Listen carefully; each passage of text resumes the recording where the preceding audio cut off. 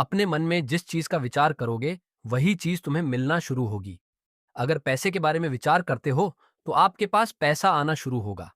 अगर आप अपने प्यार के बारे में विचार करोगे तो आपको आपका प्यार जल्द ही मिलेगा। गौतम बुद्ध के अनुसार हम वही बनते हैं जो हम सोचते हैं। जिस तरह कोई व्यक्ति बुरी सोच के साथ बोलता या काम करता है तो उसे कष्ट ही मिलता है, वही यदि कोई व्यक्ति शुद्ध विचारों के बोलता या काम करता है तो उसकी परछाई की तरह खुशी उसका साथ कभी नहीं छोड़ती है। वही गौतम बुद्ध की यह कहानी जो आज हम आपको बताने जा रहे हैं। इसे सुनने के बाद आप जीवन की सभी समस्याओं को चुटकियों में हल करने में सक्षम रहेंगे। दोस्तों, एक बार की बात है, महात्मा बुद्ध प्रवचन दे रहे थे। प्रवचन में आसपास के बहुत से लोग शामिल थे। सभी लोग ध्यान से बुद्ध को सुन रहे थे। कुछ देर में प्रवचन समाप्त हो गया। तब लोगों ने बुद्ध को प्रणाम किया और अपने अपने घर को चल पड़े। पर एक युवक वहां पर ही बैठा रह गया। बुद्ध की नजर उस युवक पर पड़ी तो वे पूछ बैठे, क्या बात है? कोई जिज्ञासा है क्या? युवक बुद्ध के पास गया और प्रणाम करके बोला, प्रभु, बहुत उलझन में हूं। जितना इस बारे में सोचता हूं उतना ही उलझ जाता हूं। कैसी उलझन है वत्स? बुद्ध ने प्रश्न किया। युवक हाथ जोड़कर बोला, प्रभु, यह संसार कितना विशाल है। संसार में लाखों करोड़ों लोग निवास करते हैं। उनमें भी एक से बढ़कर एक विद्वान, कलाकार, योद्धा। ऐसे में उन सबके बीच में जैसे सामान्य प्राणी का क्या मूल्य है? युवक की बात सुनकर बुद्ध मुस्कुरा दिए। वे बोले, तुम्हारी जिज्ञासा का उत्तर मिल जाएगा, पर इसमें थोड़ा सा समय लगेगा। क्या तब तक मेरा एक छोटा सा काम कर सकते हो? प्रभु, यह तो मेरे लिए गर्व का विषय है कि मैं आपके काम आ सकूं। युवक ने पुनः अपने हाथ जोड़ दिए और कहा, आप आदेश करें। रघुवद ने युवक को एक चमकीला पत्थर देते हुए कहा, तुम्हें इस पत्थर का मूल्य पता करना है, पर ध्यान रहे, इसे बेचना नहीं है। सिर्फ इसका मूल्य पता करना है। जैसी आज्ञा प्रभु। ऐसा कहते हुए युवक ने बुद्ध से वह पत्थर ले लिया। उसने एक बार फिर से उन्हें प्रणाम किया और बाजार की ओर चल पड़ा। बाजार वहां से ज्यादा दूर नहीं था। युवक थोड़ी देर में वहां पहुंच गया। वह सुबह का समय था, इसलिए बाजार अभी ठीक से लगा नहीं था। वहां पर एक का दुक्का दुकानदार ही थे। युवक ने जिज्ञासावश इधर उधर नजर दौड़ाई। उसे एक पेड़ के नीचे एक दुकानदार नजर आया। वह आम बेच रहा था। युवक उस दुकानदार के पास पहुंचा और उसे पत्थर दिखाते हुए बोला, क्या आप इस पत्थर की कीमत बता सकते हैं? दुकानदार एक चालाक व्यक्ति था। पत्थर की चमक देखकर वह समझ गया कि अवश्य ही यह कोई कीमती पत्थर है। वह बनावटी आवाज में बोला, देखने में तो कुछ खास नहीं लगता, पर मैं इसके बदले दशाम दे सकता हूं। दुकानदार की बात सुनकर युवक को हल्का सा क्रोध आ गया। वह मन ही मन बताया, यह आदमी मुझे बेवकूफ समझता है। इतना सुंदर पत्थर और इसका मूल्य सिर्फ दशा। अवश्य ही यह झूठ बोल रहा है। युवक को चुप देखकर दुकानदार बोल उठा, क्या कहते हो, निकालूं आम? पर युवक ने दुकानदार को कोई जवाब नहीं दिया। मैं चुपचाप आगे बढ़ गया। सामने एक सब्जी वाला अपनी दुकान सजा रहा था। युवक उसके पास पहुंचा और उसे पत्थर दिखाते हुए उसका मूल्य पूछा। उस पत्थर को देखकर सब्जी वाले की आंखें खुशी से चमक उठी। वो मन ही मन सोचने लगा, यह पत्थर तो बहुत कीमती जान पड़ता है। अगर यह मुझे मिल जाए तो मजा ही आ जाए। क्या हुआ भाई, कहाँ खो गए? युवक ने दुकानदार की तंद्रा थोड़ी सब्जी वाला चौंकता हुआ बोला, कुछ नहीं, कुछ नहीं। मैं तो बस मन ही मन इसकी कीमत की गणना कर रहा था। वैसे मैं इस पत्थर के बदले एक बोरी आलू दे सकता हूं। सब्जी वाले के चेहरे की कुटिलता देखकर युवक समझ गया कि यह दुकानदार भी मुझे मूर्ख बना रहा है। मुझे किसी और से इसका मूल्य पता करना चाहिए। यह सोचता हुआ युवक आगे बढ़ गया। सब्जी वाले दुकानदार ने युवक को पीछे से आवाज लगाई, क्या हुआ भाई? अगर आपको यह मूल्य कम लग रहा है तो बताएं तो सही, मैं इसे बढ़ा दूंगा।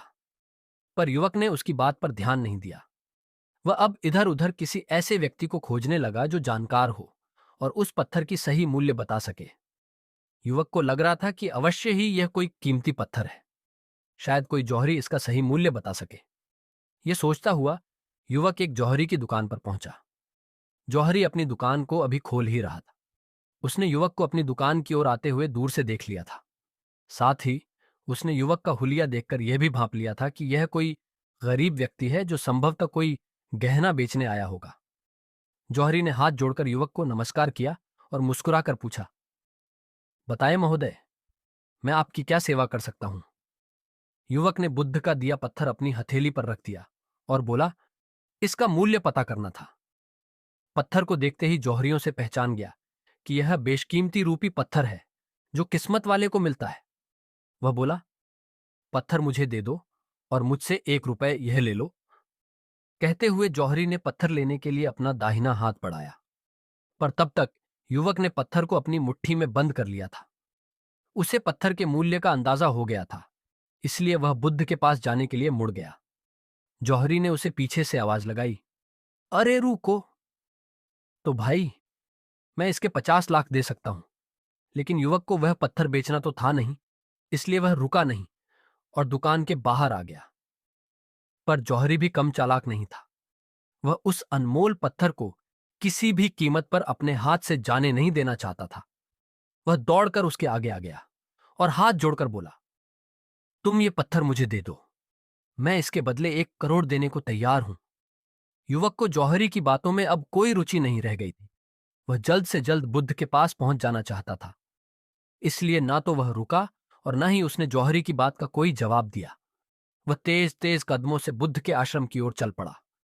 जौहरी ने पीछे से आवाज लगाई, यह अत्यंत मूल्यवान पत्थर है, अनमोल है। तुम जितने पैसे कहोगे मैं दे दूंगा। यह सुनकर वह युवक परेशान हो गया।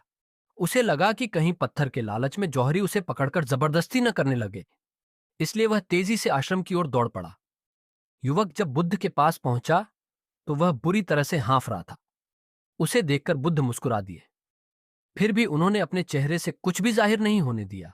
वे बोले, क्या बात है, बस तुम कुछ डरे हुए से लग रहे हो। युवक ने बुद्ध को प्रणाम किया और सारी बात कह सुनाई। साथ ही उसने वह पत्थर भी उन्हें वापस कर दिया।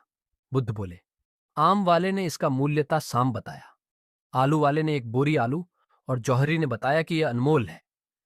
इस पत्थर के गुण जिसने जितने समझे उसने इसका मूल्य उसी हिसाब से लगाया। ऐसे ही यह जीवन है। प्रत्येक व्यक्ति खान से निकले हुए एक हीरे के समान है जिसे अभी तराशा नहीं गया है। जैसे जैसे समय की धार व्यक्ति को तराशती जाती है, व्यक्ति की कीमत बढ़ती जाती है। यह दुनिया व्यक्ति को जितना पहचान पाती है उसे उतनी ही महत्ता देती है। कहते हुए बुद्ध एक क्षण के लिए रुके, फिर बोले, किंतु आदमी और हीरे में अंतर यह है, हीरे को कोई दूसरा तराशना है और व्यक्ति को अपने आप को स्वयं ही तराशना पड़ता है। और जिस दिन तुम अपने आप को तलाश लोगे, तुम्हें भी तुम्हारा मूल्य बताने वाला कोई ना कोई जौहरी मिल ही जाएगा। गौतम बुद्ध उस लड़के को यह सीख देना चाहते थे कि जो इंसान अपने मन में खुद के बारे में विचार करता है, वह व्यक्ति उसी के समान बनता जाता है। किसी इंसान को अगर दुनिया की किसी भी चीज से सच्चे मन से लगाव हो तो वो इंसान उस चीज को प्राप्त कर लेता है। वही जो इंसान अपनी मन छाई चीज को प्राप्त करने में असर था, उस इंसान ने अपने मन में सच्चे भाव से उस चीज को चाहा नहीं होता है। वही दोस्तों, गौतम बुद्ध की इस प्रेरणादायक कहानी को आप अपने मित्रों के साथ शेयर जरूर कीजिए ताकि उन्हें भी गौतम बुद्ध के असल ज्ञान के बारे में पता चल सके। नमो बुद्धाय।